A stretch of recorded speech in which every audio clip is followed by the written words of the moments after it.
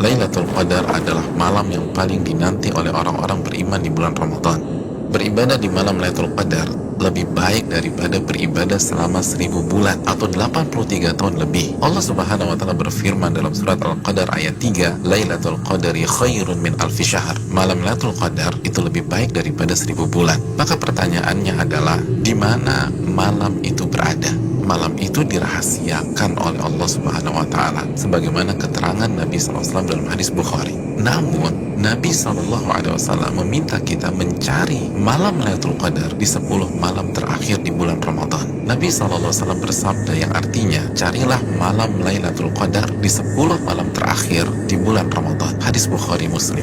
Dan lebih ditekankan di malam-malam ganjil dalam 10 malam terakhir di bulan Ramadan. Nabi bersabda SAW yang artinya, carilah Lailatul Qadar di malam-malam ganjil dalam 10 malam terakhir di bulan Ramadan. Hadis riwayat Imam Bukhari.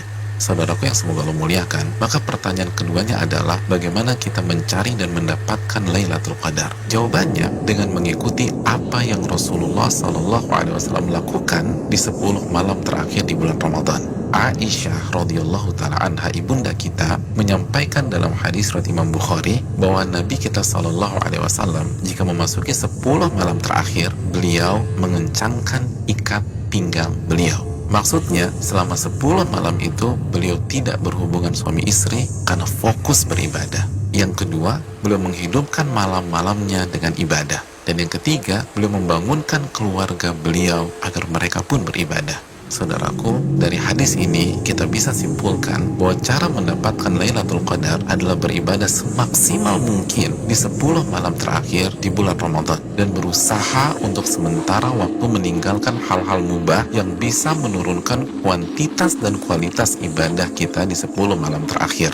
Ibadah apa yang bisa kita kerjakan di 10 malam tersebut sehingga kita bisa mendapatkan Lailatul Qadar? Di antara amal dan ibadah yang kita bisa kerjakan, yang pertama, menjaga sholat wajib kita, khususnya sholat isya dan subuh secara berjamaah. Nabi kita SAW bersabda dalam hadis riwayat Imam Muslim, barang siapa yang sholat isya berjamaah, maka ia akan mendapatkan bonus pahala sholat atau ibadah selama setengah malam full. Dan barang siapa yang sholat isya dan subuh berjamaah, maka genaplah bonus pahalanya menjadi sholat atau ibadah selama 1 malam suntuk. Hadis riwayat Imam Muslim.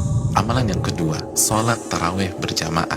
Nabi SAW bersabda dalam hadis riwayat Imam Tirmidzi yang artinya barang siapa yang sholat tarawih bersama imam sampai selesai atau ditutup dengan witir, maka ia mendapatkan pahala sholat semalam suntuk. Amalan yang ketiga, memperbanyak membaca Al-Quran dan usahakan minimal 100 ayat dalam sebuah malam. Nabi SAW bersabda yang artinya, barang siapa yang membaca 100 ayat Al-Quran di sebuah malam, maka ia mendapatkan bonus pahala seperti sholat atau ibadah semalam suntuk. Hadis ini disahihkan oleh Imam Albani dalam Sahih Jami. Yang keempat, memperbanyak doa, khususnya doa Allahumma innaka afuun tuhibbul afwa fa'fu anni. Ya Allah, sesungguhnya Engkau zat yang maha pengampun dan menyukai ampunan, maka ampunilah diriku. Hadis yang dikeluarkan oleh Imam Tirmidzi.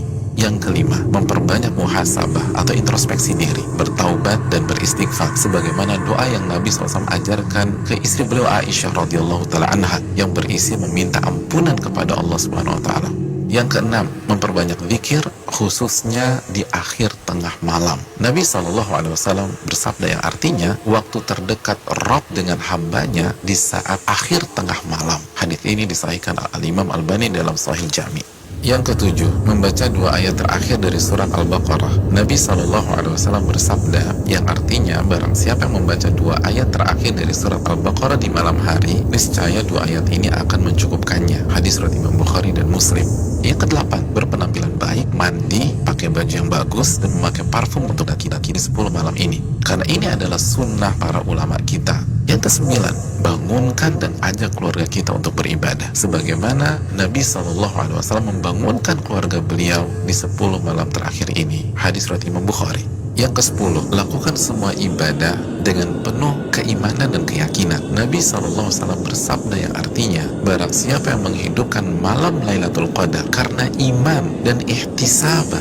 Apa arti ihtisaban? Berharap dan antusias mendapatkan pahala. Niscaya dosa-dosanya yang lalu akan diampuni oleh Allah Subhanahu wa taala. Hadis Bukhari dan Muslim.